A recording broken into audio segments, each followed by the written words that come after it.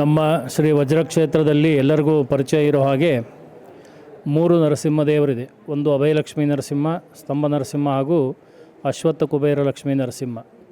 ವಜ್ರದ ಆಕಾರದಲ್ಲಿರೋದರಿಂದ ವಜ್ರಕ್ಷೇತ್ರ ಅಂತ ಇದಕ್ಕೆ ಹೆಸರಿದೆ.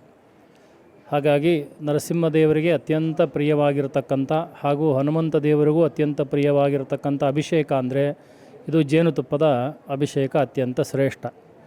ಹಾಗಾಗಿ ವಾರದಲ್ಲಿ ಒಂದು ದಿವಸ ಬೆಳಗ್ಗಿನ ಹೊತ್ತು ಮಾಡೋದಕ್ಕಿಂತ ಅಥವಾ ಸಂಜೆ ಕೆಲಸ ಕಾರ್ಯಗಳು ಮುಗಿಸ್ಕೊಂಡು ಮಾಡೋದಕ್ಕಿಂತ ಅತ್ಯಂತ ವಿಶೇಷವಾದ ಒಂದು ಕಾಲ ಅಂತ ಹುಡುಕಿದಾಗ ಅದು ಮಂಗಳವಾರದ ಮಧ್ಯಾಹ್ನ ಕಾಲದಲ್ಲಿ ಕುಜ ರಾಹು ಸಂಬಂಧಪಟ್ಟಿರ್ತಕ್ಕಂಥದ್ದು.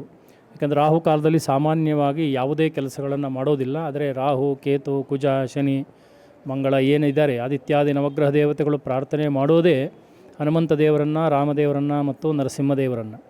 ಆ ಎರಡೂ ಸನ್ನಿಧಾನಗಳು ಪಟ್ಟಾಭಿರಾಮ ದೇವರು ಹಾಗೂ ಅಭಯಲಕ್ಷ್ಮೀ ನರಸಿಂಹರ ಎರಡೂ ಸನ್ನಿಧಾನ ಇಲ್ಲೇ ಇರೋದರಿಂದ ಇಂಥ ಸ್ಥಳದಲ್ಲಿ ಮಧ್ಯಾಹ್ನದ ಕಾಲದಲ್ಲಿ ಮುನಿಸೂಕ್ತ ಹೋಮವನ್ನು ನಾವು ಅನೇಕ ವರ್ಷಗಳಿಂದ ಆಚರಣೆಯನ್ನು ಮಾಡ್ತಾ ಇದ್ದೇವೆ. ಹಾಗಾಗಿ ಅಸ್ಮದ್ ವೈರಿ ವಿನಾಶನಂ ಅಂತ ಹೇಳಿ ನರಸಿಂಹದೇವರು ಸಮಸ್ತ ವೈರಿಗಳನ್ನು ನಾಶನ ಮಾಡ್ತಕ್ಕಂಥವ್ರು.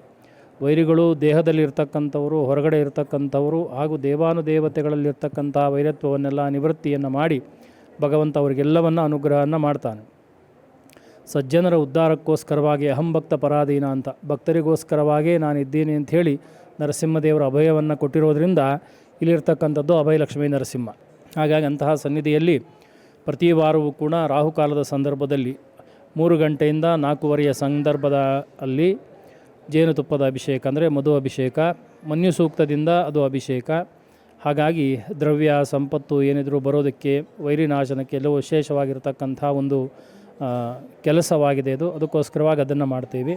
ತದನಂತರದಲ್ಲಿ ಅದೇ ಮನ್ಯು ಸೂಕ್ತದಿಂದ ಅರ್ಘ್ಯ ಮತ್ತು ಹೋಮಾದಿಗಳು ಮತ್ತು ಅರ್ಚನೆ, ನರಸಿಂಹದೇವರ ಮಂತ್ರದಿಂದ ಅರ್ಚನೆ, ಅರ್ಘ್ಯ, ಅಭಿಷೇಕ, ಹೋಮಾದಿಗಳು ನಡೆಯುತ್ತೆ. ಇದು ಅತ್ಯಂತ ವಿಶೇಷವಾಗಿರತಕ್ಕಂಥ ಸಂದರ್ಭ. ಎಲ್ಲರೂ ಕೂಡ ಇದನ್ನು ಉಪಯೋಗಿಸ್ಕೊಳ್ಬೇಕಾಗಿ ನಾವು ಪ್ರಾರ್ಥನೆಯನ್ನು ಮಾಡ್ತೇವೆ. ಪ್ರತಿಯೊಬ್ಬ ಭಕ್ತಾದಿಗಳು ಕೂಡ ಈ ಕಾಲದಲ್ಲಿ ಬಂದು ಆ ಸೇವೆಯನ್ನು ಮಾಡಿ ಭಗವಂತನ ಅನುಗ್ರಹಕ್ಕೆ ಪಾತ್ರರಾಗಿ ಅಂತ ಹೇಳ್ತೀವಿ. ಇದನ್ನು 9 ವಾರಗಳವರೆಗೆ ಮಾಡಿಸ್ಬೋದು. ಇದು ಅವ್ರು ಮಾಡಿಸ್ಬೇಕು ಇವ್ರು ಮಾಡಿಸ್ಬೇಕು ಅನ್ನೋದೇನಿಲ್ಲ. 9 ವಾರಗಳವರೆಗೆ ಪ್ರತಿ ವಾರವೂ ಇದನ್ನು ಮಾಡಿಸ್ಬೇಕು. ದೇವಸ್ಥಾನಕ್ಕೆ ಬಂದು 1 kg ಜೇನುತುಪ್ಪದ ಅಭಿಷೇಕ ಮತ್ತು ಸಕ್ಕರೆಯ ನೈವೇದ್ಯ ಈ ಎರಡನ್ನೂ ಕೂಡ ಇಲ್ಲಿ ಮಾಡ್ತಕ್ಕಂಥದ್ದು ವಿಶೇಷ. ಇದು 9 ವಾರಗಳ ಪರ್ಯಂತರವಾಗಿ ಮಾಡಿದರೆ ನಿಮ್ಮ ಕಾರ್ಯ ಈಡೇರುತ್ತೆ. ಒಂದು ಸಂಕಲ್ಪವನ್ನು ಮಾಡಿ ಒಂದು ಕಾರ್ಯವನ್ನು ಮಾಡಿಕೊಂಡು ಆ 9 ವಾರಗಳನ್ನು ಮುಗಿಸಿ.